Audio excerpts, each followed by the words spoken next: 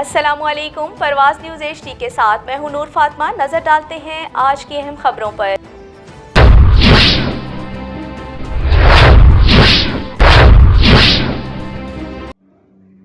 Press club तहसील Sangla registered व एमरा के वफ्द की नए तैनात होने वाले SHO थाना सिटी राय सादी अहमद से मुलाकात।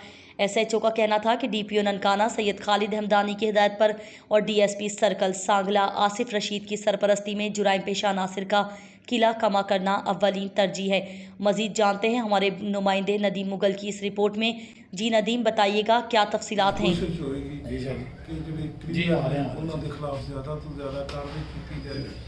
और शहरियों को जो तहफ़्फ़ुज़ का एहसास दिलाया जाए कि असी जो महफूज हैं और क्रिमिनल के खिलाफ भरपूर कार्रवाई करें। लोग एक्स्ट्रा उत्थे फजूल भूमि शुमी के चक्कर च उधर घूमते हैं बच्चियों को मोटरसाइकिल मार उत्थे अगर तुहाडे दो मुलाजम सिर्फ 15 मिनट अगर ड्यूटी दें उसका रिजल्ट बहुत अच्छा जरूर इंशाअल्लाह असी मेरा ड्यूटी एक जो क्रिमिनल प्रेस क्लब तहसील सांगला रजिस्टर्ड और एमरा के वफद की नए तैनात होने वाले SHO थाना सिटी राय सादी अहमद से मुलाकात।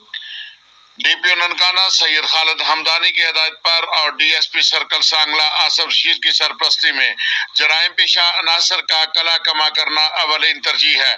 जराइम पेशा अफराद को खबरदार करता हूँ कि अपना किबला दुरुस्त कर लें या मेरा इलाका छोड़ दें। किसी किस्म की कोई रायत नहीं बरती जाएगी। इन ख्यालात का इजहार उन्होंने प्रेस क्लब तहसील सांगला रजिस्टर्ड व एमरा के वफद से मुलाकात में किया। SHO थाना सिटी राय सईद अहमद ने कहा कि जराइम पेशा अनासर की थाना सिटी सांगला की हदूद में कोई गुंजाइश ना है।